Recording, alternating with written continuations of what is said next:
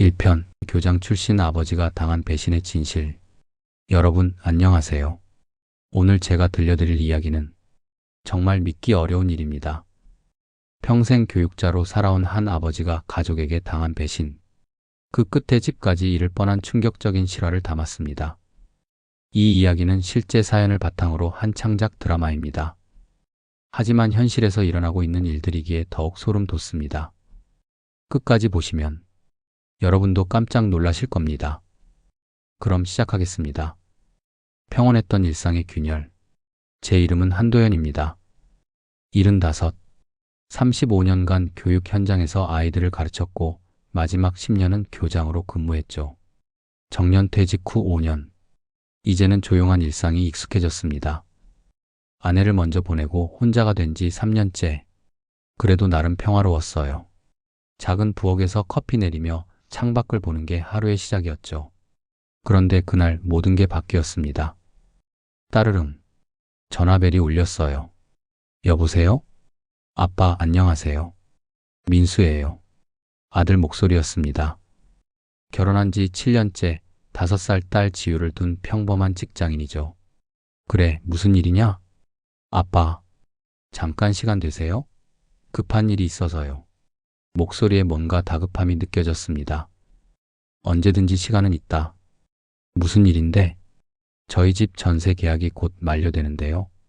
집주인이 갑자기 전세금을 올려달라고 하네요. 계약 갱신이 급해서.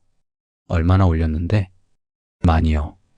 그래서 은행에서 대출을 더 받아야 하는데 보증금이 조금 모자라요. 여기서 잠깐, 여러분. 이런 전화 받아본 적 있으시죠? 가족이 갑자기 돈 얘기를 꺼낼 때 느끼는 그 불안감. 저도 그랬습니다. 얼마가 모자라는데? 크지 않아요, 아빠. 그냥 아버지가 보증만 서주시면 돼요. 회사에서 곧 성과급도 나오고요. 한두 달만 도와주세요. 보증. 이 단어만큼 무서운 게 또 있을까요? 35년 교직 생활 동안 수없이 봐왔습니다. 보증으로 인생이 무너진 사람들을요. 민수야, 보증이라는 게. 아빠, 딱 이번만이에요. 정말 마지막이에요. 딱 이번만. 꼭 마지막. 이런 말들, 교장 시절 민원실에서 수도 없이 들었던 표현들입니다. 하지만 대부분 마지막이 아니었어요. 그때 며느리 수진이의 목소리가 들렸습니다. 안녕하세요, 아버님. 어머님은 건강하시죠? 제가 잘 모시겠습니다. 항상 예의 바른 며느리였죠. 대기업 홍보팀에서 일하는 커리어우먼이면서도 가정을 잘 꾸려나가는 모습이 대견했어요. 마음이 흔들렸습니다. 여러분도 그렇죠? 가족이 어려움에 처했다는데 모른 척할 수 있나요? 알겠다. 서류 가져와라. 대신 조건이 있다. 네, 아버지. 매달 상황을 꼭 공유해야 한다. 그리고 문제가 생기면 바로 말해라. 당연히요, 아빠. 걱정 마세요. 그날 저녁 아들과 며느리가 왔습니다. 서류를 보니 보증 금액이 생각보다 컸어요. 하지만 아들이 다니는 회사도 나름 안정적이고 며느리도 직장이 있으니까요. 도장을 찍는 순간 손이 떨렸습니다. 왜 떨렸을까요? 지금 생각해보니 본능적으로 뭔가 잘못되고 있다는 걸 느꼈나 봅니다. 걱정 마세요, 아버지. 제가 책임지겠습니다. 아들의 확신에 찬 목소리. 그리고 손녀 지우가 영상통화로 외치는 할아버지 사랑해요. 그 순간만큼은 모든 게 괜찮을 거라 믿었습니다. 첫 번째 경고. 며칠 후 평범한 오후였어요. 우편함에서 편지를 꺼내는데 은행 로고가 눈에 띄었습니다. 이자 연체 알림. 처음엔 눈을 의심했어요. 연체라니? 보증을 선 지 일주일밖에 안 됐는데. 바로 아들에게 전화했습니다. 민수야, 은행에서 연체 통지서가 왔는데. 아, 그거요? 아빠, 시스템 착오래요. 은행에 연락해서 곧 처리된대요. 걱정하지 마세요. 정말이지? 네, 확실해요. 제가 직접 처리하고 있어요. 믿고 싶었습니다. 아들을 의심하고 싶지 않았어요. 하지만 여러분, 직감이라는 게 있잖아요. 뭔가 이상하다는 그 느낌. 이틀 후 또 편지가 왔습니다. 이번엔 색깔이 더 붉었어요. 최종 독촉 통지서. 가슴이 철렁 내려앉았습니다. 은행에 직접 가기로 했어요. 안녕하세요. 한도연 고객님이시죠? 네, 맞습니다. 제 명의로 된 보증건 때문에 왔는데요. 창구 직원이 컴퓨터를 확인하더니 조심스럽게 말했습니다. 고객님, 죄송한데요. 여기 보시면 단순 보증이 아니라 추가 약정이 있습니다. 추가 약정이요? 직원이 서류를 보여줬어요. 내 이름, 내 도장, 내 주소. 하지만 내가 모르는 문구들이 있었습니다. 담보 제공 확대 동의, 연대 보증인 추가 책임, 부동산 담보 설정. 잠깐, 여러분. 이게 무슨 뜻인지 아시나요? 제 집이 담보로 잡힌다는 뜻입니다. 이거 언제 작성된 거죠? 3일 전이요. 며느님과 함께 오셨을 때 상세히 설명드렸는데요. 며느리와 함께? 그날 나는 난타 동호회에 갔었어요. 은행에 간 적이 없습니다. 혹시 제가 직접 왔나요? 아니요, 며느님이 위임장을 가지고 오셨어요. 고객님께서 허락하셨다고.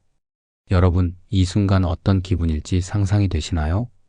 내 등 뒤에서 내 모르게 내 집이 담보로 잡히고 있었던 겁니다. 집으로 돌아와서 아들에게 전화했어요. 민수야, 너 나 없이 은행에 갔냐? 아, 그게 아빠가 허락해 주셨잖아요. 급해서요. 내가 허락한 건 보증이었다. 이건 집을 담보로 잡히는 약정이다. 침묵이 흘렀습니다. 미안해요, 아빠. 너무 급했어요. 그때 수진이가 말했어요. 아버님, 저도 정확히는 몰랐어요. 은행에서 설명을 너무 빨리 해서. 이런 핑계 들어본 적 있으시죠? 책임은 남에게, 상황 탓만 하는 그런 말들. 제가 조용히 말했습니다. 다음 달까지 정리해라. 안 되면 약정을 해지한다.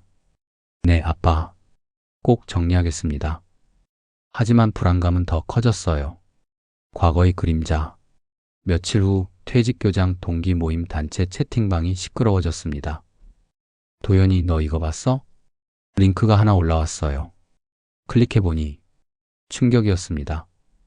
전직 교장, 재직 중 비자금 조성 의혹. 제 이름이 기사 제목에 있었어요. 기사 내용을 보니 온갖 추측성 보도가 가득했습니다. 성적 조작, 비자금 조성, 업체와의 유착. 전부 거짓말이었어요. 하지만 하나만큼은 꼬투리가 될 만한 게 있었습니다. 10년 전 겨울 한 아이의 이야기입니다. 그 아이는 가정 형편이 어려워 졸업앨범 비용을 낼 수 없었어요. 다른 아이들이 알까봐 걱정하는 모습이 안쓰러워서 제가 사비로 대신 냈죠. 회계 처리를 제대로 하지 못한 채로요. 그 작은 흔적이 지금 문제가 된 겁니다. 여러분, 교육자라면 누구나 그런 적 있으시죠? 아이들을 위해서라면. 규정보다 마음이 앞섰던 순간들. 아내가 살아있었다면 어땠을까요? 괜찮다, 여보. 당신이 한 일이 틀렸나? 그렇게 말해줬겠죠. 하지만 아내는 3년 전 긴 투병 끝에 먼저 떠났어요. 그 빈자리가 더욱 크게 느껴지는 순간이었습니다. 아들과 며느리를 불러서 물어봤어요. 너희 이 기사 봤냐? 처음 봐요, 아빠. 누가 이런 걸? 아들은 당황스러워했지만 며느리는 눈을 피했어요. 수진아, 너 회사가 미디어 쪽이라고 했지? 이런 기사가 어떻게 나오는 건지 알 거 아니야. 저도 잘 모르겠어요. 그 순간 직감했습니다. 뭔가 숨기고 있다고. 사실을 바로잡겠다. 하지만 지금 내 이름으로 돈 문제까지 불거지면 집이 위험해진다. 그날 밤 잠이 오지 않았어요. 아내 사진을 꺼내서 말했죠. 여보, 내가 뭘 놓쳤을까? 바로 그때였습니다. 휴대폰에 모르는 번호로 문자가 왔어요. 교장님, 부장교사 최 선생님입니다. 오랜만입니다. 최 선생님? 제 오른팔 같았던 분이었죠. 하지만 정년 전 마지막 해에 복잡한 일이 있었어요. 외부 업체와의 계약 문제, 회계 처리 과정에서 애매한 부탁들이 오갔죠. 저는 원칙대로 하자고 했는데 그분은 융통성을 발휘하자고 했어요. 결국 그분이 학교를 떠나면서 남긴 말이 있었습니다. 언젠가 후회하실 겁니다, 교장님.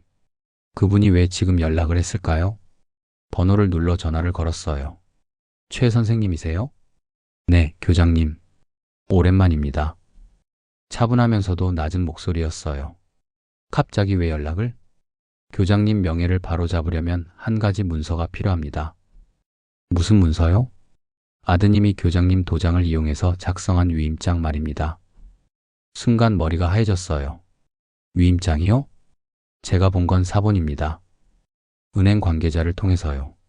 그리고 교장님, 최 선생님이 더 충격적인 말을 했어요. 그 기사 말입니다. 우연히 나온 게 아니에요. 누군가 의도적으로 발주한 거죠. 누가요? 며느님 회사 계정으로 결제된 흔적이 있습니다. 여러분, 이 순간을 상상해 보세요. 내 며느리가 내 명예를 깎아내리는 기사를 돈 주고 썼다는 거예요. 왜? 왜 며느리가? 진실은 단순합니다, 교장님. 돈과 시간, 그리고 두려움. 통화를 끊고 현관에서 신발을 신었어요. 아들 집으로 가야겠다고 생각했습니다. 밤의 대결. 오후 11시 아들 집 문 앞에 섰습니다. 딩동.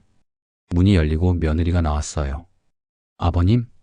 밤에 웬일이세요? 수진아, 위임장 얘기 좀 하자. 며느리의 얼굴이 하얘졌어요. 들어가서 얘기합시다. 거실에 앉아서 조용히 물었어요. 위임장 내가 만들었지? 답하기 전에 생각해라. 나는 평생 아이들 이름으로 거짓말을 덮지 않았다. 며느리가 고개를 떨궜어요. 죄송해요. 제 잘못이에요. 왜? 급했어요. 전세 계약도 급했고, 그리고 제가 승진 심사 중이었어요. 승진 심사. 승진과 이게 무슨 상관이야? 육아 때문에 승진해서 계속 밀렸어요. 이번엔 정말 놓치면 안 됐어요. 그런데 대출 보증인 문제 때문에 신용도가 문제가 될 수 있다고 해서 수진이가 울먹이기 시작했어요. 그래서 은행에서 담보를 추가하면 금리가 낮아진다고 하니까 아버님 집을, 여러분 이해되세요? 자신의 승진을 위해서 시아버지 집을 담보로 잡은 거예요. 너는 알았구나. 그 서류가 내 집을 묶는다는 걸? 네, 알았어요. 하지만 제가 지키고 싶었던 것도 있었어요. 뭔데? 우리 가족이요. 지우 미래요. 가족을 지키려고 다른 가족의 노후를 담보로 잡았다는 거죠. 그때 아들이 나왔어요. 아빠 무슨 일이에요? 이 시간에. 민수야, 내 아내가 내 집을 담보로 잡았다. 아들이 충격받은 표정으로 수진이를 봤어요. 진짜야? 오빠, 미안해. 왜 그런 걸 혼자 결정해? 내가 책임질게, 아빠. 내 탓이야. 하지만 이미 늦었어요. 신뢰는 한번 깨지면 복구하기 어렵죠. 셋이 앉아서 대화를 나눴어요. 내일 아침에 은행 가자.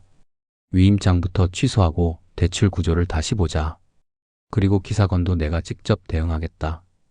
며느리가 고개를 끄덕였어요. 바로 그때 제 휴대폰이 울렸습니다. 모르는 번호였어요. 여보세요? 교장님, 아드님 계시죠? 스피커폰으로 해보세요.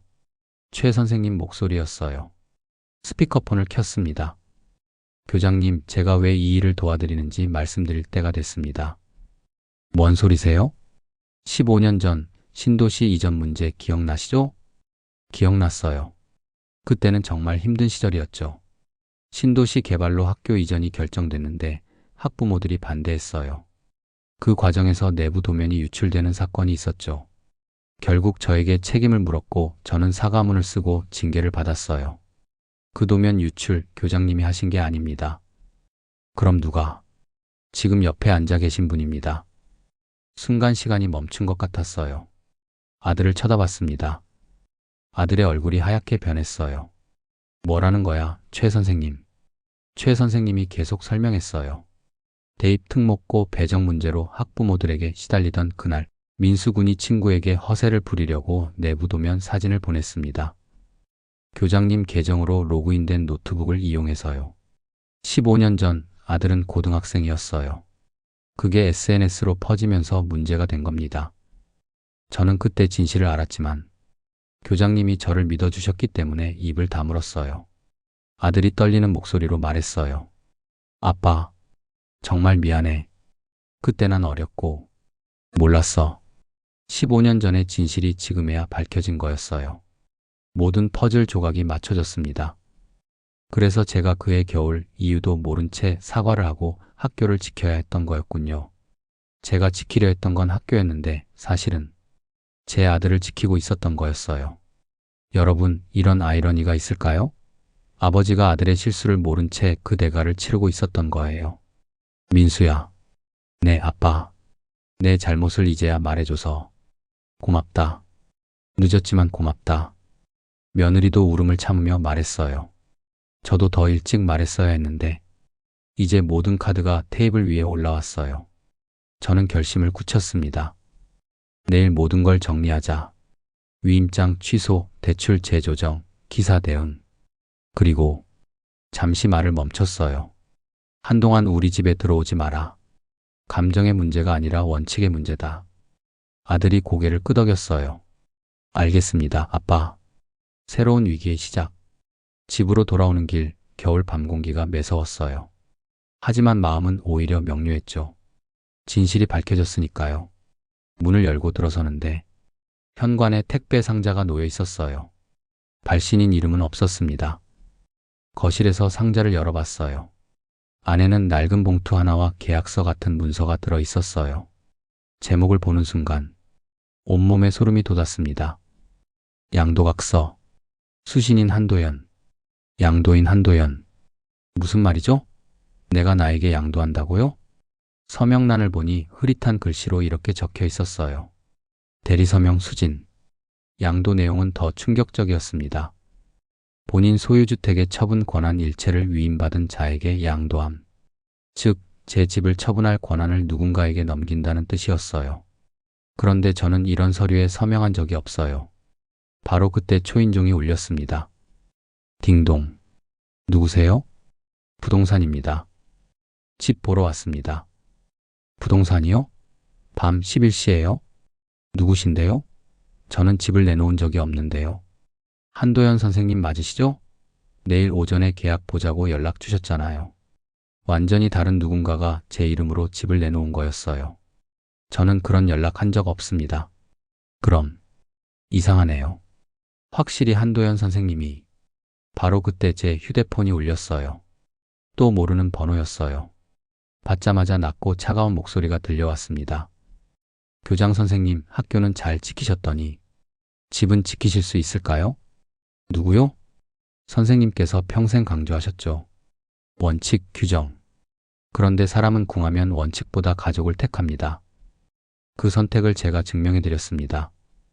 이 사람이 누군지, 왜 이런 일을 저에게 하는지 전혀 알 수 없었어요. 당신 누구야? 내일 아침 9시 구청 등기과 앞에서 뵙죠.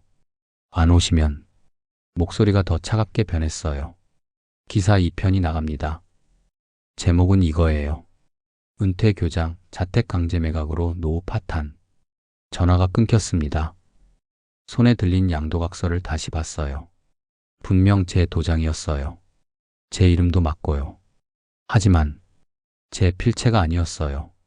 누군가 제 도장을 이용해서 제 집을 팔려고 하고 있었던 거예요. 그 순간 깨달았습니다. 이 모든 게 처음부터 계획된 일이었다는 걸요. 전세 대출도, 보증도, 기사도, 심지어 15년 전 일까지도 모든 게 연결되어 있었던 거예요. 떨리는 손으로 아내 사진을 꺼냈습니다. 여보, 내가 학생들 앞에서 했던 말 기억나? 어른답게 살자고 했었지. 그 말을 이제 나 자신에게 돌려줄 때가 온 것 같아. 휴대폰에 최 선생님 번호가 저장되어 있었어요. 마지막 전화를 걸었습니다. 최 선생님. 네, 교장님. 마지막 질문이에요. 왜 지금까지 침묵하고 계셨던 거죠? 잠시 침묵이 흘렀어요. 교장님이 제게는 아버지 같은 분이었으니까요. 그리고 지금은 교장님 아드님이 제 과거보다 더 위험한 상황에 있으니까요. 무슨 뜻일까요? 아들이 더 위험하다니? 내일 아침 9시 구청 앞에서 뵙겠습니다. 교장님, 혹시 늦으시면 어떻게 할까요? 잠시 생각했어요. 만약 내가 늦으면 기사를 내세요. 대신 제목을 바꿔주세요. 어떤 제목으로요? 노후는 누구의 것인가? 그날 밤 잠들 수 없었어요. 방 안을 한 바퀴 돌면서 하나하나 쓰다듬었습니다. 책장에 꽂힌 교육학 서적들, 아내가 뜨개질로 만들어준 머플러, 벽에 걸린 아이들이 그려준 그림들. 이 모든 게 35년 교직 생활의 추억들이었어요. 그리고 마음속으로 선을 그었습니다. 여기까지다. 도움과 이용 사이의 선. 사랑과 핑계 사이의 선, 책임과 회피 사이의 선. 나는 내 이름을 되찾겠다. 새벽의 방문자. 새벽 5시쯤이었을까요? 초인종이 울렸어요. 이번엔 2번 아주 천천히. 딩동, 딩동. 누가 이 시간에? 문을 열어보니 아들이 서 있었어요. 눈이 빨갛게 충혈되어 있었죠. 민수야, 잠 못 잤구나. 아빠, 이거 좀 봐주세요. 아들이 봉투를 내밀었어요. 뭔데? 수진이 메모예요. 그리고 어떤 명함이 있어요. 봉투를 열어보니 며느리 필체로 적힌 메모가 있었어요. 광고 대행사 김 팀장님께 아버님 관련 기사건으로 연락드립니다. 논의했던 대로 진행해 주세요. 수진드림. 그리고 그 아래에 명함이 하나 있었어요. 창조 미디어 광고 대행사 팀장 김재민. 김재민? 이 이름 어디서 들어본 것 같은데. 아들이 조심스럽게 말했어요. 아빠, 이 사람 아버지 제자 아니에요? 그 순간 기억이 났어요.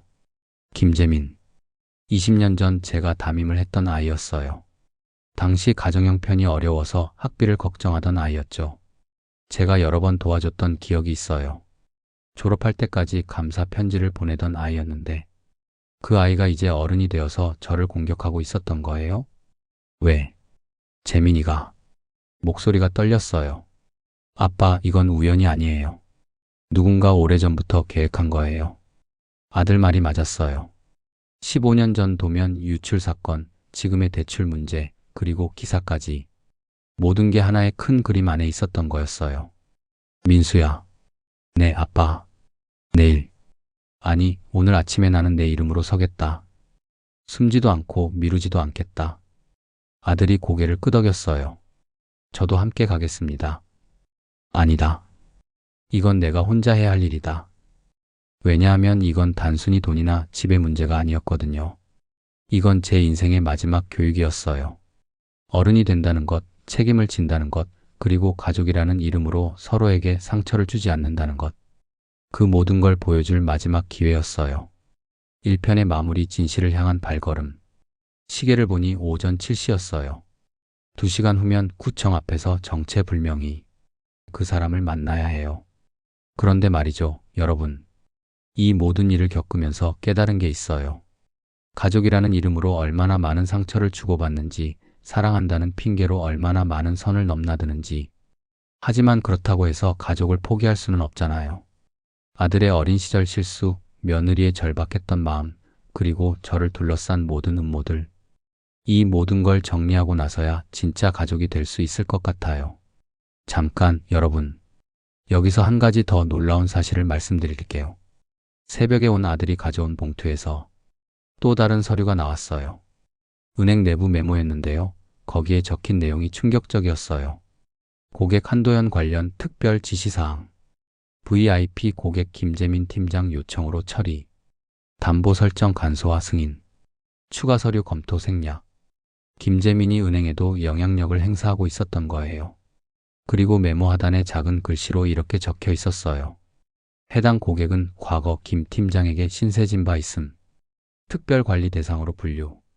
신세를 진 게 아니라 제가 도와준 건데 어떻게 이렇게 뒤바뀐 거죠? 아들이 말했어요. 아빠, 이 사람이 정말 목적이 뭘까요? 좋은 질문이에요. 복수일까요? 아니면 단순히 돈 때문일까요? 그것도 아니면 더 큰 그림이 있는 걸까요? 오전 8시 30분. 구청으로 향하는 길에 나섰어요. 2편, 충격 반전 교장 아버지를 노린 진짜 배후의 정체. 여러분, 1편을 보신 분들은 아시죠? 한도연 교장이 가족에게 당한 배신의 충격적인 진실을. 하지만 이건 시작에 불과했습니다. 오늘 2편에서는 더욱 소름 돋는 반전이 기다리고 있어요. 과연 교장 선생님은 자신의 직과 명예를 지킬 수 있을까요? 그리고 20년 전 제자 김재민의 진짜 목적은 무엇일까요? 이번 편에서는 3번의 충격적인 반전이 여러분을 기다리고 있습니다. 끝까지 봐주세요. 운명의 아침 구청 앞 대결. 새벽 5시. 심장이 시끄러웠어요. 마치 북을 치는 것처럼. 여러분, 잠 못 이루는 밤 보내본 적 있으시죠? 내일이 운명의 날이라는 걸 알 때 느끼는 그 불안감. 거울을 봤더니 하룻밤 사이에 늙은 것 같았어요. 하지만 눈빛만큼은 또렷했죠. 오늘 끝을 보자. 혼잣말을 하며 옷을 챙겨 입었어요. 구청 등기과 앞 오전 8시 50분. 약속 시간보다 10분 일찍 도착했어요. 추위가 뼛속까지 파고들었지만 머리만큼은 뜨거웠습니다. 최 선생님에게 전화를 걸었어요. 어디세요? 곧 도착합니다, 교장님. 준비는 다 됐습니다. 그때 뒤에서 익숙한 목소리가 들렸어요. 아빠. 돌아보니 아들 민수가 달려오고 있었어요. 눈이 퉁퉁 부어 있었죠. 민수야, 잠 못 잤구나. 어젯밤 거의 못 잤어요. 계속 생각이 나서. 아들의 목소리에서 후회와 죄책감이 느껴졌어요. 잠은 나중 문제다. 오늘 확실히 끝내자. 그 순간 며느리 수진이가 뛰어왔어요. 손에는 두꺼운 파일을 들고 있었죠. 아버님, 위임장 원본에 대한 소명서 준비했어요. 그리고 제가 알아낸 것들도 있어요. 저는 고개만 끄덕였어요. 지금은 말보다 증거가 중요했거든요. 바로 그때였습니다. 회색 코트를 입은 낯선 남자가 우리에게 다가왔어요. 낮게 웃으면서 말이죠. 한도연 교장님이시죠? 저희 부동산 팀입니다. 빈말 없어요. 바로 진행하시죠. 제가 물었어요. 누가 당신을 보냈나요? 의뢰인께서 말씀하신 대로요. 오늘 계약하시면 프리미엄까지 챙겨드린다고 하셨잖아요. 제가 의뢰했다고요? 네, 어젯밤에 연락 주셨잖아요. 여러분, 이 순간 소름이 돋았어요. 제가 연락한 적이 없는데 누군가 제 이름으로 부동산 거래를 진행하고 있었던 거예요. 남자의 명함을 뒤집어 봤더니 익숙한 로고였어요. 어젯밤 택배 상자에 들어있던 바로 그 회사 로고였죠. 이때 최 선생님이 나타났어요. 숨을 헐떡이며 말했죠. 교장님, 잠깐만요. 저 사람 제대로 된 부동산 팀이 아닙니다. 외주 브로커예요. 브로커? 남자가 어깨를 으쓱하며 말했어요. 명함이 뭐가 중요합니까? 어차피 도장만 있으면 되는 거 아닌가요? 그 순간 깨달았어요. 이 모든 게 치밀하게 계획된 사기였다는 걸. 첫 번째 반전 -9청에서 벌어진 진실. 등기과 창구로 곧장 걸어갔어요. 번호표를 뽑고 준비해온 서류들을 올렸죠. 양도각서 무효 신청, 위임장 취소 신청, 그리고 인감 분실 신고요. 직원이 조심스럽게 물었어요. 필적 감정 신청도 함께 하시겠어요? 네, 오늘 바로 접수해 주세요. 그 순간 제 휴대폰이 울렸어요. 낯선 번호였는데 저는 스피커폰을 켰습니다. 교장님, 기사 제목 기억하시죠? 이 편이 곧 나갑니다. 당신 누구요? 진실을 거래하는 사람이죠. 오늘 9시 30분. 시간이 돈입니다. 통화가 끊어지자 최 선생님이 속삭였어요. 교장님, 이건 명백한 협박입니다. 절대 흔들리시면 안 됩니다. 손바닥에 땀이 나기 시작했어요. 바로 그때 첫 번째 충격적인 반전이 터졌습니다. 창구 직원이 컴퓨터 화면을 보더니 말했어요. 고객님, 조금 전에 같은 서류로 말소 접수를 하려던 분이 있었어요. 고객님 성함으로요. 누구였습니까? 젊은 남성분이었는데 안경 쓰고 계셨어요. CCTV 확인해 보겠습니다. 모니터에 나타난 얼굴을 보는 순간 충격을 받았어요. 깔끔한 정장, 안경, 그리고 낯익은 이마. 바로 제 제자였어요. 광고 대행사 팀장 김재민. 편지까지 보내며 감사하다고 했던 그 아이가 제 등 뒤에서 이런 일을 벌이고 있었던 거예요. 아들 민수가 이를 악물며 말했어요. 저 자식이었어. 하지만 저는 손을 들어 아들을 막았어요. 감정이 먼저 나오면 진실을 놓친다. 차근차근 가자. 최 선생님이 입을 열었어요. 제가 접촉해 보겠습니다. 교장님은 접수부터 마저 끝내세요. 도장을 다시 눌렀어요. 인감 분실 신고, 위임 철회, 필적 감정 신청. 창구 직원이 말했죠. 오늘부로 임시 효력은 정지시켜 드릴게요. 다만 상대방이 가처분을 신청하면. 알겠습니다. 그래도 절차대로 진행해 주세요. 복도에서 최 선생님이 전화를 마치고 돌아왔어요. 교장님, 김재민 팀장이 밖에 나와 있습니다. 만나시겠습니까? 고개를 끄덕였죠. 드디어 20년 전 제자와 마주할 시간이었어요. 제자와의 대면 마이너스 배신의 이유. 밖으로 나가니 그 아이가 서 있었어요. 선생님, 오랜만입니다. 재민아, 너였구나. 씩 웃는 모습이 어릴 때와는 전혀 달랐어요. 장난치는 눈빛이 아니라 차가운 계산이 담긴 눈빛이었죠. 세상은 빨라요, 선생님. 기사는 흐름이고 이슈는 숫자예요. 너를 가르치던 때가 생각난다. 넌 늘 빠르게 정답을 맞췄지. 하지만 선을 넘지는 않았는데. 아이가 어깨를 올리며 말했어요. 선을 그은 쪽이 누군데요? 선생님 아들이었잖아요. 15년 전 도면 유출 사건 기억하시죠? 아들 민수가 주먹을 쥐었어요.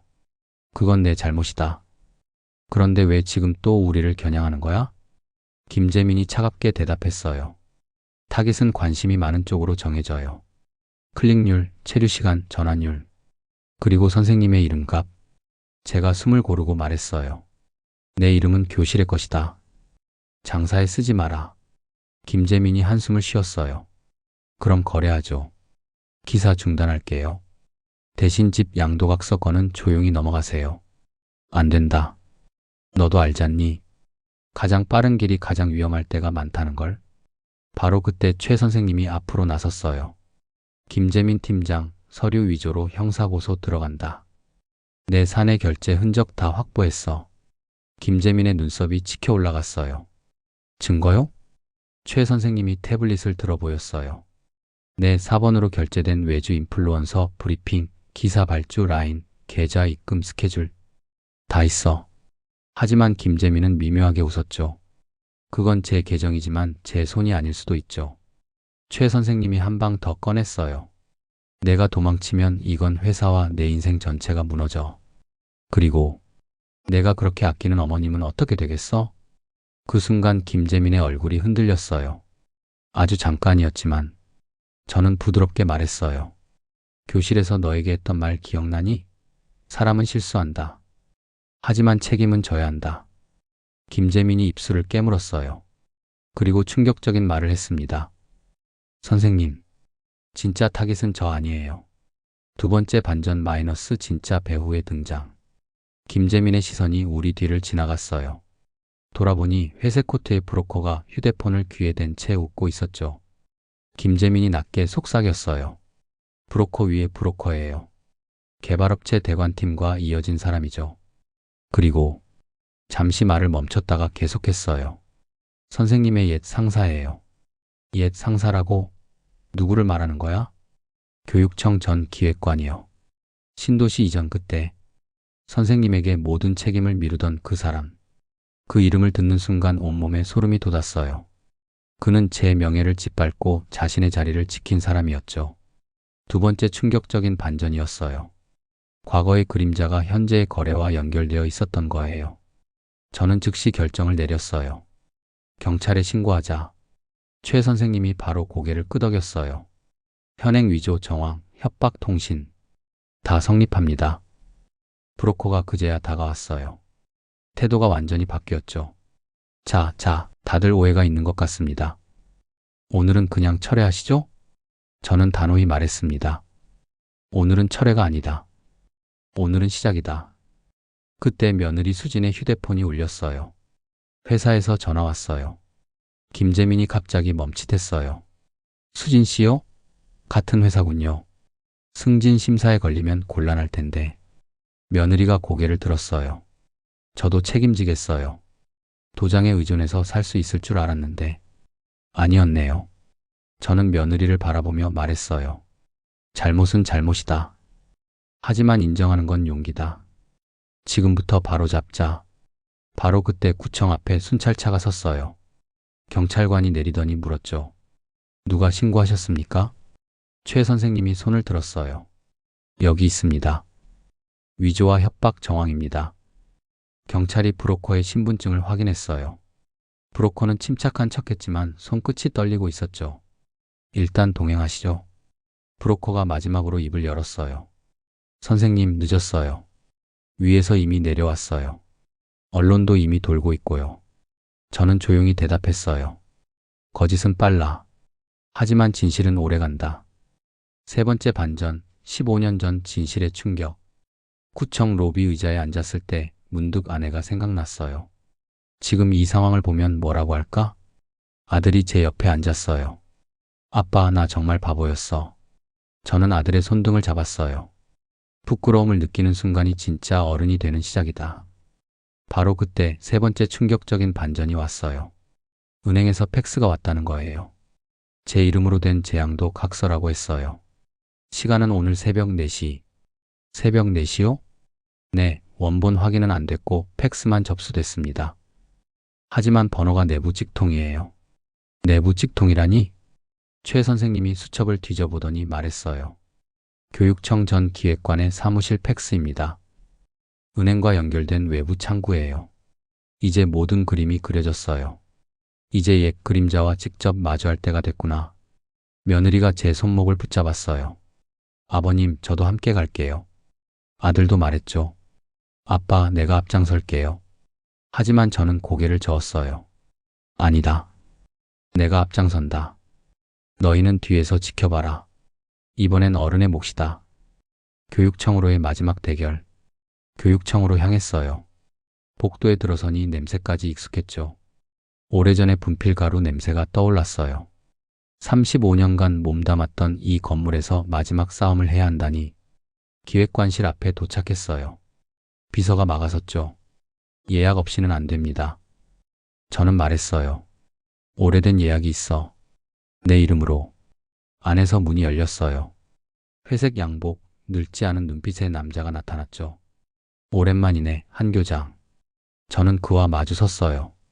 내 이름으로 집을 팔려고 했나? 그가 웃었어요. 말이 너무 크네, 교장. 세상은 그렇게 단순하지 않아. 저는 한 걸음 더 다가갔어요. 단순해. 남의 도장을 훔치고 거짓 기사를 흘리고 집을 노렸다. 그뿐이야. 증거 가져왔나? 최 선생님이 서류를 테이블에 올렸어요. 팩스 경로, 결제 라인, 브로커 통화 녹취, 김재민 증언 진술서. 하지만 그는 표정 하나 바꾸지 않았어요. 그 정도로 내 배를 찌를 수 있을까? 그때 저는 조용히 한 장의 서류를 꺼냈어요. 아내의 메모가 붙은 등기 우편. 오래된 봉투였어요. 아내의 필체로 이렇게 적혀 있었죠. 혹시라도 당신이 흔들리면 이 서류로 당신을 지키세요. 그 속에는 혼인 중 작성된 부부간 재산 처분 제한 각서가 들어 있었어요. 공증까지 된 문서였죠. 저는 말했어요. 내 집은 혼인 중 공동의사 없이는 처분할 수 없어. 법은 느려도 정확하다. 당신은 졌어. 그가 처음으로 미세하게 웃음을 거둬들였어요. 누가 그렇게 공증까지 해두나. 현명한 부인이었군. 저는 눈을 감았다 떴어요. 그녀가 날 떠나더네. 우리는 서로의 안부 대신 서로의 미래를 공증했어. 그게 사랑의 다른 이름이었어. 바로 그때 경찰관이 문을 두드렸어요. 신고인 한도연 씨 맞으시죠? 네, 여기 피해 사실 자료 있습니다. 그가 의자에 기대며 마지막으로 말했어요. 한도연, 당신은 언제나 교과서였어. 하지만 세상은 노트를 찢어야 진도가 나가는 법이야. 저는 고개를 저었어요. 노트를 덮는 건 수업의 끝이야. 찢는 건 부끄러움의 시작이고, 진실이 밝혀진 후 경찰이 그를 동행하고 우리는 복도에 남았어요. 깊은 숨이 나왔어요. 아들이 제 어깨를 잡았어요. 아빠, 나도 오늘 내 노트를 찢었어. 정말 미안해. 저는 웃었어요. 이제는 새 노트를 펴자. 첫 장엔 사실을 쓰고 둘째 장엔 책임을 쓰자. 구청으로 돌아와서 모든 접수를 마쳤어요. 임시 효력은 확보됐고 기사도 중단됐어요. 김재민이 공식 사과 메일을 보냈죠. 그는 짧게 썼어요. 선생님, 저는 제 속도를 버리겠습니다. 증언하겠습니다. 저녁이 되어 집에 돌아왔어요. 현관을 열자 손녀 지유의 목소리가 들렸죠. 할아버지, 오늘 영웅 됐어요? 저는 무릎을 굽혔어요. 영웅은 아니야. 다만 내 이름을 지켰단다. 지유가 제 손을 꼭 잡았어요. 그럼 내 일기장에도 쓸래요. 할아버지는 자기 이름을 지킨 사람이라고. 가슴이 뜨거워졌어요. 아직 끝나지 않은 이야기. 밤이 깊어질수록 마음은 가벼워졌어요. 하지만 끝난 건 아니었어요. 집은 아직 여러 위험에 노출되어 있었고 가족의 균열도 완전한 봉합이 필요했으니까요. 저는 아들과 마주 앉았어요. 이제 약속을 정하자. 돈 이야기, 도장 이야기, 집 이야기. 다음엔 먼저 말한다. 절대 숨기지 않는다. 아들이 고개를 끄덕였어요. 그리고 엄마의 각서. 고맙다고 전하고 싶어. 저는 아내 사진을 바라보며 속삭였어요. 여보, 당신이 다시 나를 가르쳤어. 바로 그 순간 휴대폰에 메시지가 왔어요. 최 선생님의 문자였어요. 교장님, 한 가지 더 있습니다. 진짜 배우는 옛 기획관이 아니라 또 다른 그림자예요. 내일 새벽 자료 드리겠습니다. 또 다른 그림자. 거실 시계를 봤어요. 초침이 또박또박 새벽을 향해 가고 있었죠. 이 모든 일이 아직 끝나지 않았다는 뜻이었어요. 3편, 불안한 새벽, 또 다른 위기의 시작. 새벽 4시. 알람도 맞추지 않았는데 눈이 먼저 떠졌어요. 여러분, 큰일을 앞두고 잠 못 이루는 밤 보내본 적 있으시죠? 심장이 먼저 출근하는 그런 느낌. 어제까지는 서류와 싸웠는데 오늘은 사람과 싸워야 한다고 생각하니 더 어려웠어요. 창밖이 아직 어두웠지만 주전자에서 물 끓는 소리만 크게 들렸어요. 아내 사진을 바라보며 속삭였죠. 여보, 나 오늘도 버틴다. 당신이 공증으로 그어준 선 안에서. 바로 그때 휴대폰에 문자가 왔어요. 최 선생님에게서였죠. 교장님, 새벽에 자료 정리 끝났습니다. 숨은 연결고리 찾았어요. 오전에 드리겠습니다. 답장을 보냈어요. 고맙습니다. 오늘 끝을 봅시다. 아침이 밝자 아들 민수가 왔어요. 눈이 충혈되어 있었죠. 아빠, 밤새 글을 썼어요. 내 잘못과 사실을 정리했어요. 종이를 받아보니 아이처럼 떨리는 글씨였어요. 잘했다. 우리가 숨기던 게 칼이 됐지. 이제 그 칼을 내려놓자. 그때 손녀 지우가 문틈으로 얼굴을 내밀었어요. 할아버지, 학교에서 발표문 써야 해요. 주제는 내가 지키고 싶은 것이에요. 제가 웃으며 말했죠. 지우야, 내 이름, 내 마음, 그리고 내 약속. 그 셋을 지켜라. 지우가 고개를 끄덕였어요. 할아버지는요? 내 이름이요? 알겠어요. 첫 번째 반전 마이너스 협박 전화의 정체. 그때 또 전화가 울렸어요. 모르는 번호였지만 받았죠. 교장 선생님, 기사를 내리라는 연락이 많습니다. 대신 반론을 싫으시죠? 내가 어제 협박하던 그 목소리냐? 오해 마세요. 저는 조종자입니다. 서로 윈윈합시다. 조종자라고요? 저는 조용히 말했어요. 거짓과 진실은 거래가 안 된다. 세상은 다 거래죠. 이번에도요. 통화를 끊었어요.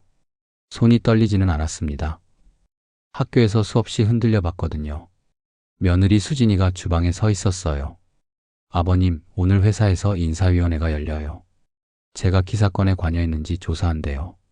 그래, 사실대로 말해라. 실수는 실수라고 말해라. 거짓은 붙잡는 순간 목에 감긴다.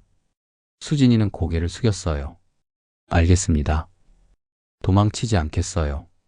우리는 변호사와 만나기로 했어요. 복지관에서 만난 그 고마운 분. 예전 학부모였죠. 변호사가 말했어요. 오늘은 가압류 신청이 들어올 가능성이 큽니다. 미리 준비합시다. 집에 붙는 빨간 딱지 꼭 막을 수 있나요? 공증각서와 위임 철회 접수 덕분에 방어가 가능합니다. 다만 한 가지가 더 필요해요. 무엇인가요? 안전장치요. 배우자 유언 대용 신탁. 혹시 가능성을 확인해 보세요. 아내가 그런 걸 했을까 싶었는데 교장님 부인처럼 꼼꼼한 분이면 했을 수도 있어요. 두 번째 반전, 아내가 남긴 마지막 선물. 바로 그때 초인종이 울렸어요. 택배였는데 발신인이 없었어요. 열어보니 낡은 통장과 쪽지가 나왔어요. 아내 필체였어요. 도연 씨, 당신이 언젠가 교장 말고 남편으로 살고 싶다고 했지요. 그날 이후로 내가 준비했어요. 만일을 위해. 손이 멈췄어요. 통장에는 소액이 매달 들어와 있었어요. 입금자는 익명 후원. 메모가 하나 더 있었어요. 금고. 오래된 도자기 속. 열쇠는 파란 스카프 끝. 2번 묶은 매듭. 바로 서랍으로 달려갔어요. 안에 스카프를 폈더니 매듭 속에 작은 열쇠가 있었어요. 벽장 윗칸에 놓인 도자기를 열었어요. 더 낡은 봉투가 나왔는데 안에는 유언 대용 신탁 계약서가 들어 있었어요. 부부 공동 재산의 핵심 주택은 교육 목적의 신탁. 처분에는 생존 배우자와 지정 수익자의 공동 서명 필요. 지정 수익자란에는 지유의 이름이 적혀 있었어요. 옆에는 작은 하트까지. 아내의 장난이었죠. 여보, 당신은 떠나서도 날 가르치네. 변호사에게 보여드리니 눈을 크게 뜨더군요. 이걸로 가압류가 쉽게 안 먹힙니다. 신탁이 우선해요. 게다가 수익자까지 명시되어 있어요. 세 번째 반전, 처남의 충격적인 고백. 최 선생님이 도착해서 노트북을 펼쳤어요. 교장님, 그림자 하나 더 찾았습니다. 누구요? 외부 개발 컨설턴트예요. 교육청 전 기획관의 대학 동기이고, 그리고 잠시 말을 멈췄다가 조심스럽게 말했어요. 교장님, 처남입니다. 의자를 잡을 수밖에 없었어요. 처남이라고? 죄송합니다. 자료상으로는 그렇습니다. 명의가 직접 나오진 않지만 휴대폰 위치와 영수증 결제 패턴, 브로커 사무실 출입 기록이 맞물려요. 침묵했어요. 처남은 아내가 남긴 마지막 가족이었어요. 자주 오지는 않았지만 명절마다 안부 문자를 보내던 아들에게 물었어요. 너는 알고 있었냐? 몰랐어요. 삼촌과는 오랜만에 연락했는데 설마. 바로 그 순간 벨이 울렸어요. 낯익은 목소리였어요. 형님, 나야. 잠깐 볼 수 있을까? 문을 열어보니 처남이 서 있었어요.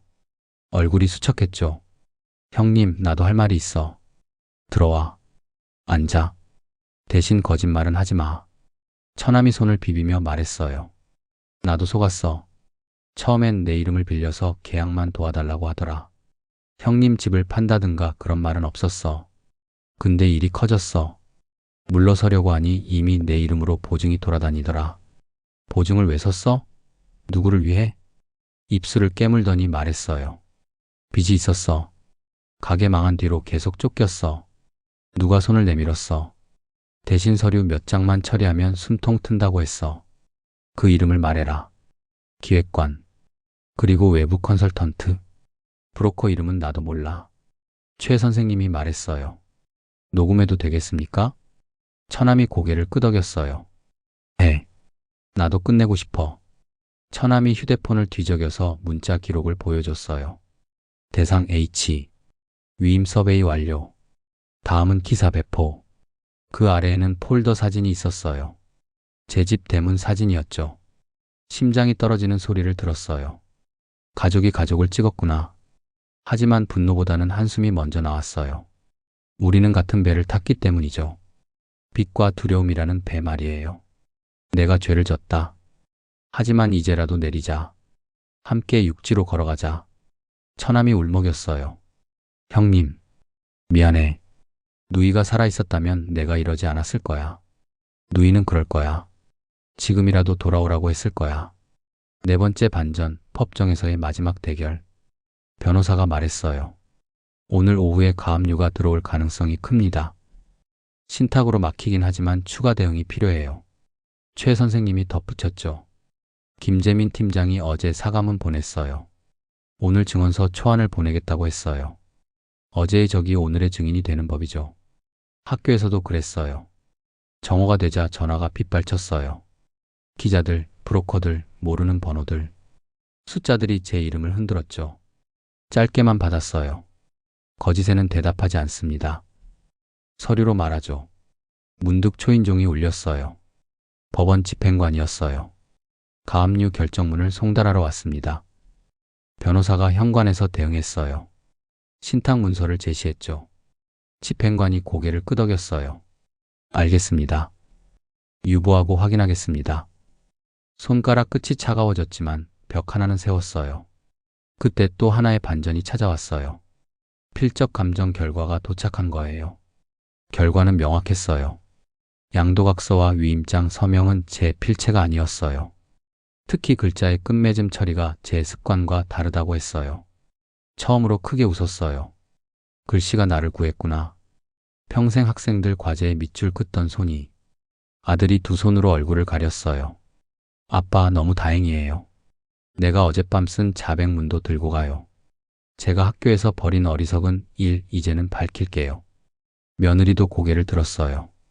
저도 회사 인사위에 모든 걸 말하겠어요. 협찬 기사, 브리핑. 제가 한 일과 하지 않은 일 다 말하겠어요. 좋아. 숨지 마라. 진실은 느리지만 멀리 간다. 손녀의 발표문이 준 깨달음. 오후 2시 경찰서와 검찰청을 오갔어요. 브로커와 기획관의 계좌 추적 협조를 요청했죠. 담당 수사관이 말했어요. 내부 고발자 보호 절차도 병행하겠습니다. 팀장 진술이 들어오면 속도가 붙어요. 집에 돌아오니 손녀 지우가 앉아 있었어요. 종이와 색연필을 꺼내놓고 말이죠. 할아버지, 발표문 읽어드릴게요. 읽어라. 나는 경청할 준비가 됐다. 지우가 또박또박 읽었어요. 내가 지키고 싶은 건 내 이름이에요. 어른들이 거짓말할 때 이름이 더러워져요. 우리 집 어른은 거짓말을 하지 않아요. 그래서 나는 내 이름을 지키는 연습을 해요. 숙제 먼저 하고 미안하다고 말할 때 미안하다고 말해요. 울지 않으려고 입술을 깨물었어요. 아이가 제 등대를 켠 거예요. 그때 문자가 왔어요. 기사 링크였죠. 은퇴 교장, 법원 앞에서 침묵이라는 제목.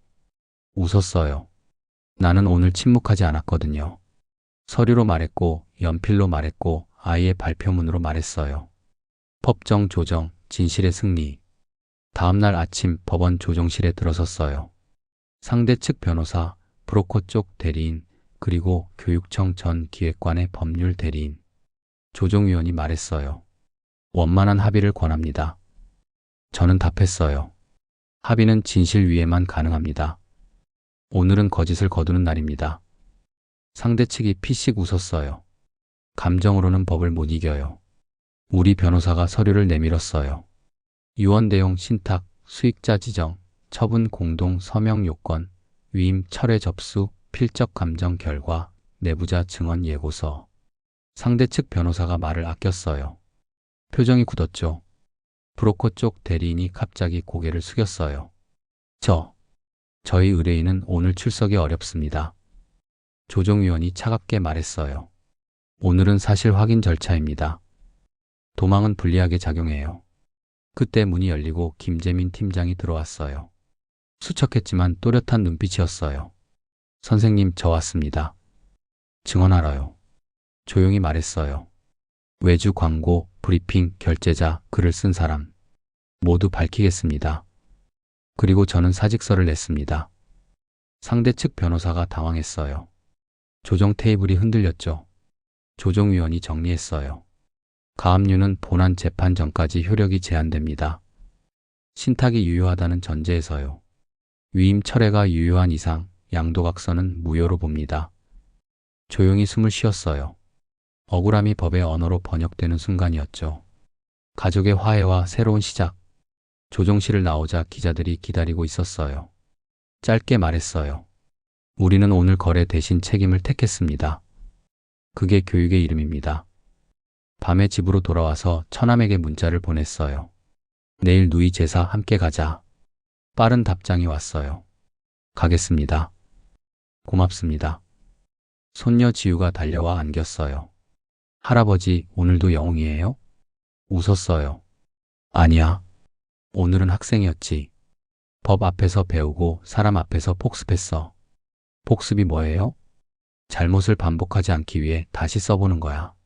미안하다고 말하는 연습, 다시는 안 하겠다고 다짐하는 글쓰기. 지우가 고개를 끄덕였어요. 그럼 나도 복습할래요. 숙제 먼저 하고 미안하다고 먼저 말하기. 아내가 남긴 마지막 선물의 진실. 잠들기 전 최 선생님에게서 마지막 전화가 왔어요. 교장님, 오늘 정말 잘하셨어요.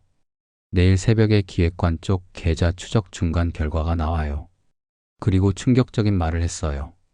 그리고 교장님 이름으로 된 오래된 장학기금 서류를 찾았어요. 부인께서 익명으로 만든 기금입니다. 수익자 변경에 교장님 공동 서명이 필요해요. 잠시 말을 잃었어요. 아내가 숨겨둔 사랑이 또 하나 있었군요. 재단이 감독하면 외부가 손대기 어려워요. 집과 연결된 신탁과 함께 교장님 노후는 더 안전해집니다. 고맙다고 말하고 한참 동안 말이 없었어요. 가슴이 꽉 찼거든요. 새로운 결심과 마지막 교훈. 자정을 넘겼어요. 스스로에게 물었죠. 도연아, 내가 지키고 싶은 건 무엇이냐? 대답했어요. 이름, 집, 그리고 아이들의 내일. 방에 불을 끄며 속삭였어요. 내일은 법정이다. 그러나 내일의 핵심은 화해다. 법으로 억울함을 풀고 마음으로 빚을 갚자. 그리고 이 말을 마음에 새겼어요. 도움과 이용은 한 글자 차이다. 먼저 묻고 함께 정한 것은 도움. 몰래 정하고 떠넘기는 건 이용. 나는 내 삶에서 이용을 퇴학시키겠다. 아들과 며느리에게 말했어요. 내일부터 우리 집에 새로운 규칙을 만들자. 첫째, 돈 이야기는 먼저 하고 함께 정한다. 둘째, 도장은 본인만 관리한다. 셋째, 실수는 숨기지 않고 바로 말한다. 넷째, 가족이라는 이름으로 상처 주지 않는다. 아들이 고개를 끄덕였어요. 네, 아빠. 이제 제 노트도 정리할게요. 첫 장에 쓸게요. 숨김 없는 집, 도장 없는 부탁. 며느리가 조심스럽게 다가왔어요. 아버님, 저 인사위에서 경고를 받았어요. 정직은 면했고요. 대신 외부 광고 관련 전수조사를 맡게 됐어요. 고통스럽지만 하겠어요. 고통은 책임의 교과서다. 끝까지 읽어라. 그리고 다른 이가 그 페이지를 건너뛰지 않게 도와라. 수진이는 눈물을 닦았어요. 하겠습니다. 4편, 마지막 폭탄, 며느리 아버지의 정체. 법정에서 돌아온 다음 날 아침이었어요. 최 선생님에게서 급한 전화가 왔습니다. 교장님, 큰일 났습니다. 마지막 폭탄이 하나 더 있어요. 무슨 말씀이세요? 며느리 수진 씨의 친아버지. 바로 이 동네 재개발 사업 총괄 책임자입니다. 순간 머리가 하얘졌어요. 그게 무슨... 지금 확인한 결과 수진 씨 아버지가 운영하는 건설회사가 이 지역 재개발 사업을 맡았어요. 그리고 교장님 집이 있는 이 구역이 핵심 부지라고 합니다. 여러분, 이 순간의 충격을 상상할 수 있으시나요? 모든 퍼즐이 맞춰지기 시작했어요. 왜 며느리가 그렇게 급하게 제 집 명의를 바꾸려 했는지, 왜 양도각서까지 위조해가며 집을 팔려고 했는지, 모든 게 재개발 때문이었던 거예요. 첫 번째 반전, 수진의 마지막 고백. 바로 그때 현관문이 열렸어요. 며느리 수진이가 들어왔는데 얼굴이 창백했어요. 아버님, 말씀드릴 게 있어요. 앉아라. 이제 모든 걸 말해라. 수진이가 떨리는 목소리로 말했어요. 사실, 제 아버지가 이 모든 일의 배후예요. 뭐라고? 아버지 회사에서 이 동네 재개발을 맡았어요. 그런데 교장님 집이 있는 이 부지가 핵심 위치라고. 여기가 없으면 사업 전체가 무산된다고 했어요. 가슴이 쿵 내려앉았어요. 그래서 내 집을... 처음엔 정말 전세 문제였어요. 하지만 아버지가 알고 나서 이 기회에 아예 집을 넘기라고 했어요. 눈물이 흘러내렸어요. 아버님, 정말 죄송해요. 저도 거부했어요. 하지만 아버지가 민수 오빠 회사에 압력을 넣는다고, 아이 양육비도 지원을 끊는다고 협박했어요. 두 번째 충격이었어요. 며느리도 피해자였던 거예요. 그래서 마지못해 내 등 뒤에서 집을 팔려고 했구나. 수진이가 바닥에 주저앉으며 울었어요. 정말 미안해요. 어떻게 해야 할지 몰랐어요. 우리 가족도 지켜야 하고. 하지만 이렇게까지 될 줄은 몰랐어요. 두 번째 반전, 재개발 조합의 압박. 바로 그때 초인종이 울렸어요. 정장을 입은 여러 명의 남자들이 서 있었죠. 한도연 교장님이시죠? 재개발 조합에서 나왔습니다. 무슨 일인가요? 이 구역이 재개발 구역으로 최종 확정됐습니다. 6개월 내에 이주 완료하셔야 해요. 서류를 내밀었어요. 동의하지 않으면 어떻게 되나요? 강제 수용 절차가 진행됩니다. 보상금도 대폭 줄어들고요. 협박이었어요. 보상금이 얼마나 되는지 먼저 보겠습니다. 서류를 보는 순간 기가 막혔어요. 시세의 절반도 안 되는 금액이었어요. 이건 말이 안 됩니다. 너무 적어요. 노후 건물이라 감정가가 낮게 나왔어요. 빨리 동의하시는 게 좋을 겁니다. 조합원들이 나간 후 저는 아들에게 전화했어요. 민수야, 집에 와라. 급한 일이 있다. 세 번째 반전, 아들의 회사 위기. 아들이 도착했는데 얼굴이 어두웠어요. 아빠, 회사에서 큰일 났어요. 무슨 일이냐? 갑자기 주요 계약들이 다 취소됐어요. 이유도 제대로 안 알려주고. 그리고 인사팀에서 불러서 그러는데 가족 문제로 회사 이미지에 타격을 준다고. 모든 게 연결되어 있었어요. 혹시 수진이 아버지 회사와 관련이 있나? 아들이 고개를 끄덕였어요. 저희 회사 주요 발주처 중 하나가 수진이 아버지 계열 회사예요. 아마 그쪽에서 압력을 넣은 거구나. 이제 그림이 완전히 그려졌어요. 수진이 아버지는 제 집을 차지하기 위해 모든 수단을 동원한 거였어요. 제 집을 빼앗고 아들의 직장도 위협하고 가족을 분열시키는. 하지만 저는 포기하지 않았어요. 네 번째 반전 마이너스 손녀 할인이의 편지. 그때 손녀 할인이가 조용히 다가왔어요. 손에 편지지를 들고 있었죠. 할아버지, 이거 드릴게요. 편지를 받아서 읽어보는데 눈물이 핑 돌았어요. 할아버지에게. 할아버지, 엄마 아빠가 할아버지 욕했어요. 근데 저는 믿지 않아요. 할아버지는 저한테 제일 좋은 선생님이에요. 학교에서 발표할 때 할아버지가 가르쳐준 대로 했더니 선생님이 칭찬해 줬어요. 할아버지 집이 없어진다고 들었는데 정말인가요? 저는 할아버지 집이 제일 좋아요. 할아버지 냄새가 나거든요. 할아버지, 울지 마세요. 할인이가 지켜줄게요. 할인이가. 그 순간 가슴이 터질 듯 벅찼어요. 그래요. 아이는 진실을 보는 거예요. 어른들의 거짓보다 아이의 순수한 눈이 진짜를 알아보는 거죠. 할인이를 꼭 안아주며 말했어요. 할인이, 할아버지가 꼭 이 집을 지킬게. 우리의 추억이 담긴 이 집을 말이야. 다섯 번째 반전 마이너스 예상치 못한 지원군. 그날 저녁 초인종이 또 울렸어요. 이번엔 낯익은 얼굴이었어요. 선생님, 제 옛 제자 영미였어요. 지금은 변호사가 되어 있었죠. 선생님, 동네 얘기 다 들었어요. 근데 저는 압니다. 선생님이 어떤 분인지. 영미야. 선생님은 늘 학생들에게는 단호했지만 누구보다 따뜻했어요. 그래서 제가 변호사가 될 수 있었고요. 그 말에 눈물이 핑 돌았어요. 세상에 아직 저를 기억해주는 사람이 있다는 게 얼마나 큰 힘이 되던지요. 선생님, 제가 도와드릴게요. 재개발 관련 법률 검토해보니까 문제가 많아요. 영미가 가져온 자료를 보니 정말 충격적이었어요. 이 재개발 사업, 인허가 과정에서 여러 절차상 하자가 있어요. 주민동의율도 법정 기준에 못 미치고요. 그럼 무효가 될 수 있다는 건가? 충분히 가능해요. 그리고 교장님 집은 문화재 가치도 있어요. 70년 된 한옥 구조잖아요. 희망이 보이기 시작했어요. 마지막 대결, 수진 아버지와의 만남. 다음 날 수진이 아버지가 직접 찾아왔어요. 대기업 회장다운 위압적인 분위기였죠. 한도연 교장이십니까? 그렇습니다. 저는 수진이 아버지 강철수입니다. 오늘 마지막으로 제안을 하러 왔습니다. 들어보죠. 이 집 시세의 1.5배로 사겠습니다. 그리고 따님 직장 문제도 해결해드리고 손자 교육비도 지원하겠습니다. 거액이었어요. 하지만 거절합니다. 왜죠? 이런 기회는 다시 없습니다. 저는 조용히 말했어요. 이 집은 돈으로 살 수 있는 게 아닙니다. 35년 교직 생활의 추억이 담긴 곳이고 아내와의 사랑이 깃든 곳이고 손녀와의 소중한 시간이 쌓인 곳입니다. 강철수가 표정이 굳었어요. 그럼 어쩔 수 없겠네요. 강제 수용 절차를 진행하겠습니다. 해보세요. 하지만 저도 만만치 않습니다. 그때 영미가 나타났어요. 강철수 회장님, 안녕하세요. 한도연 교장님의 법률 대리인 김영미 변호사입니다. 서류를 내밀었어요. 재개발 사업 인허가 무효 소송 신청서입니다. 절차상 하자가 여러 건 발견됐어요.